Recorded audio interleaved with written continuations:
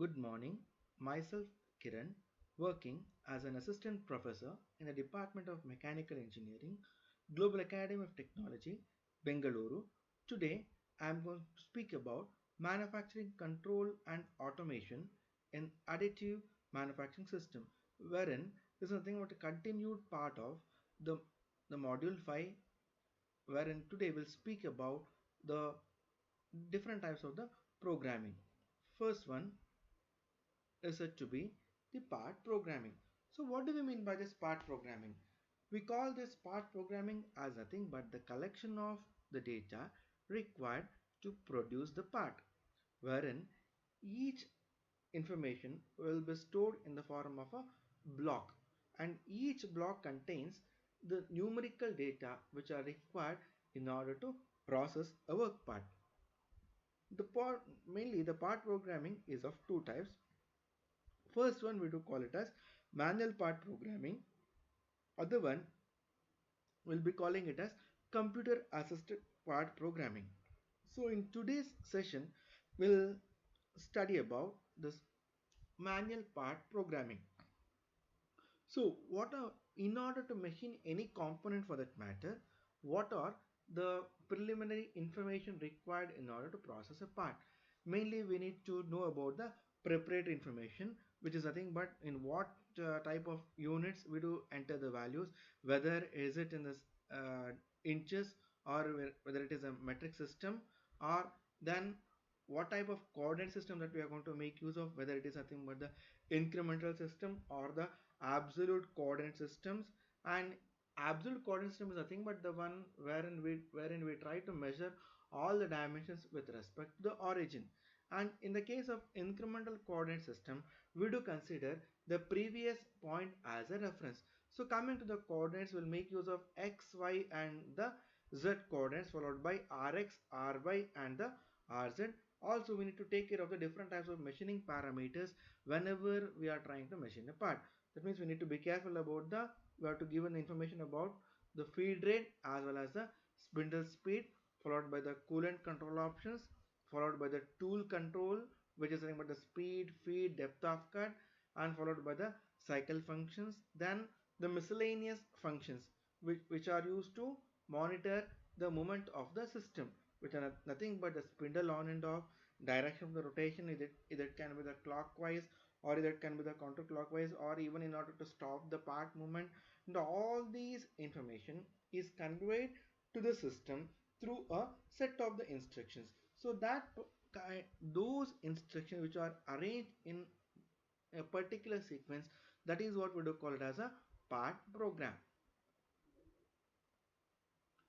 And this manual part programming it is written in the form of a special set of instructions. We do call it as a manuscript, and these instructions are prepared in a very precise manner, and it was to be stored using NC tape directly from the manuscript. In the case of numerical control systems, earlier we used to store all the informations in the tape form, and this manuscript do include the instructions and other data such as the preparatory commands and other miscellaneous commands, and also speed feed specifications which are required to operate the machine under the tape control.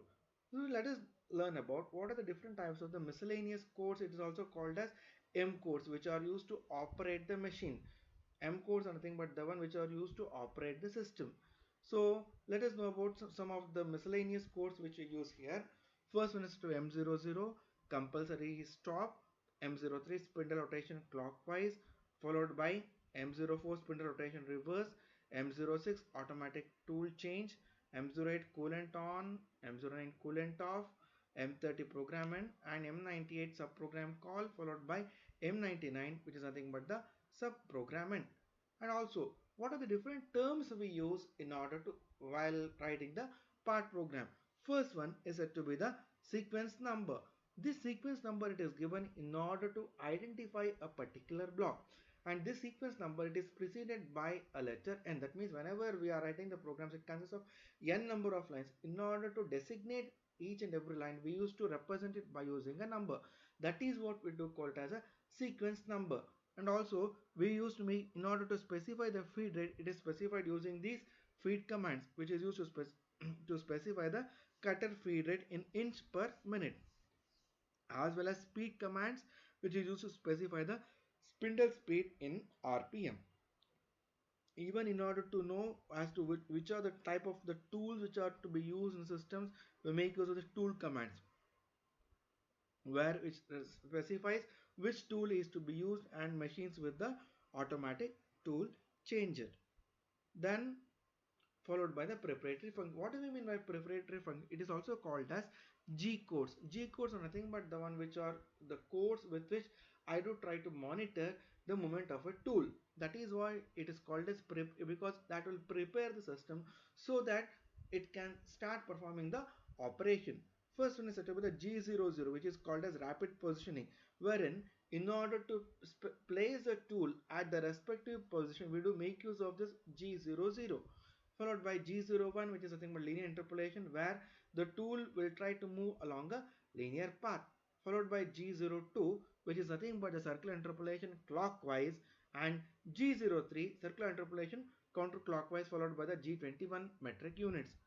Still, there are some more preparatory functions which we use, that is G28 machine 0 return, G70 finishing cycle, followed by drilling cycle, that is the thing which is designated by G74, followed by G75 the grooving cycle, G76 threading cycle, G90 which is nothing but absolute mode, where all the dimensions are measured with respect to the origin, followed by G91 which is nothing but the incremental positioning system, where it takes the previous point as a reference, and in order to specify the feed rate we can use G94 and G98. And this G00, as we can find that this G00, it is used in order to place the tool at the starting position from where you want to start the machine. That is why it is called G00 rapid traverse, wherein it's only the tool movement will happen, no machining will happen when we give this G00 command. Followed by G01, it is something but linear interpolation, wherein the tool will start performing its function along a linear path. And whenever it has to, the tool has to trace a curvilinear path, or it is a circular path, we do make use of G02, which is nothing but the circular interpolation clockwise, followed by G03, which is nothing but the circular interpolation counterclockwise. Then what are the different types of the programming formats we make use of? First, earlier we used to make use of this fixed block format, where every instruction would contain the words in a same sequence, and the irrespective of the words being the same as that of a previous block, and therefore we need not use any sort of addressing letter for that particular data, and this data must be specified in a specific must be input in a specified sequence, and these characters within each word must be of some particular length, as like we have seen that this is one such particular format which we are using here, and EOB represents that the end of the block. This EOB has to be written in each and every line, which represents the end of that particular instructions.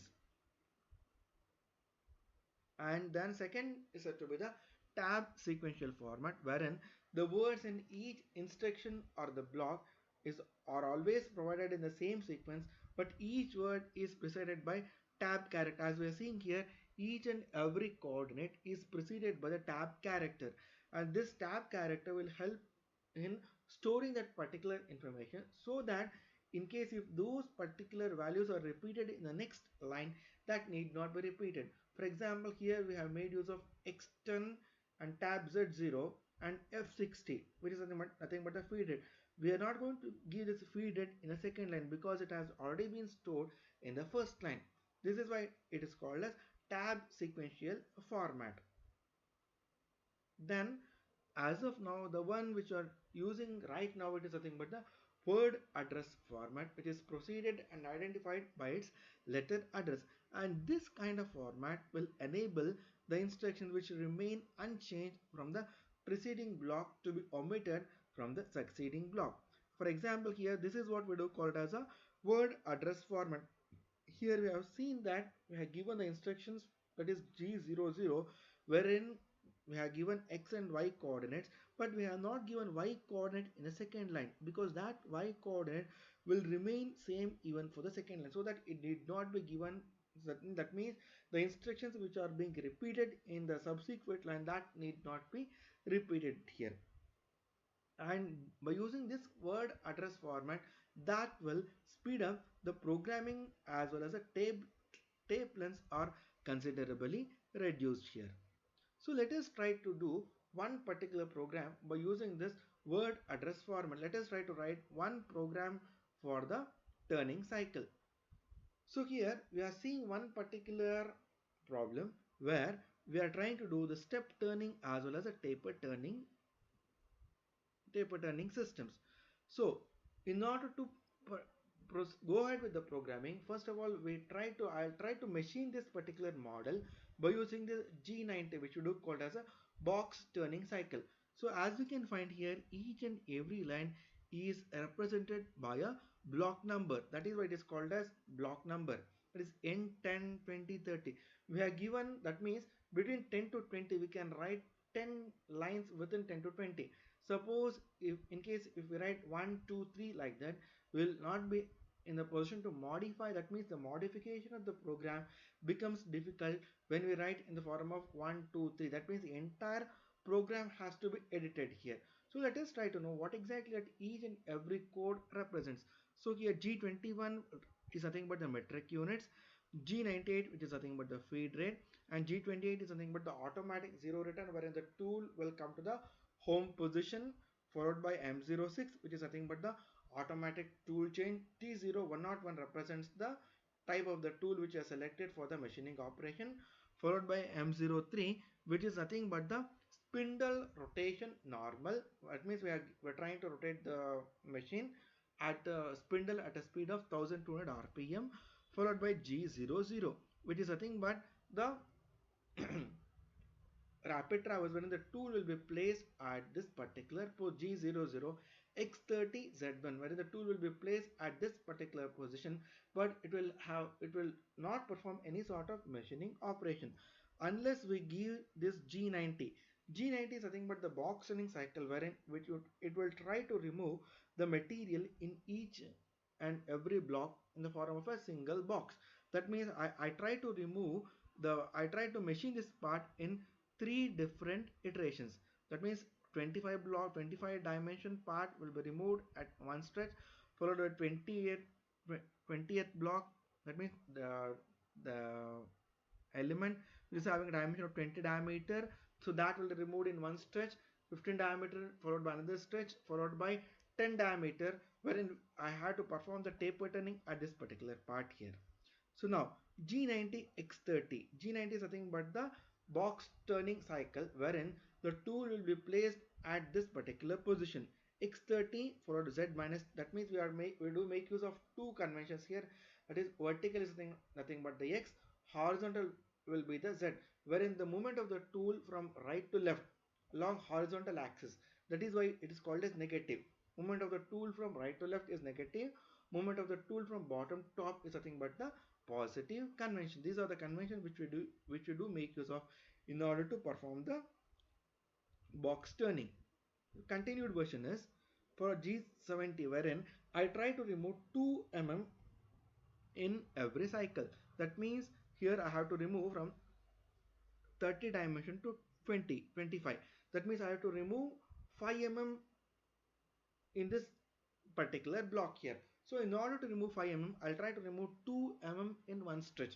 That is X28 for 26, 20, that's 25. So likewise, I'll remove 5 mm in one iteration here, followed by X25. That means the tool will come to the next position here, G00 X25 Z1. Similarly, I'll try to remove 1 mm in 1 or 2 mm in every iteration. That means I have to reduce the material from 25 to 20. That means I have to remove 5 mm. So in order to remove 5 mm, it will be removed in iteration of 2 mm per stretch here, followed by G00 X20 Z1, which is nothing but wherein the tool will be placed at this particular position, followed by G90 X20 Z minus 25, wherein I have to remove this particular I have to remove the material along this particular stretch here.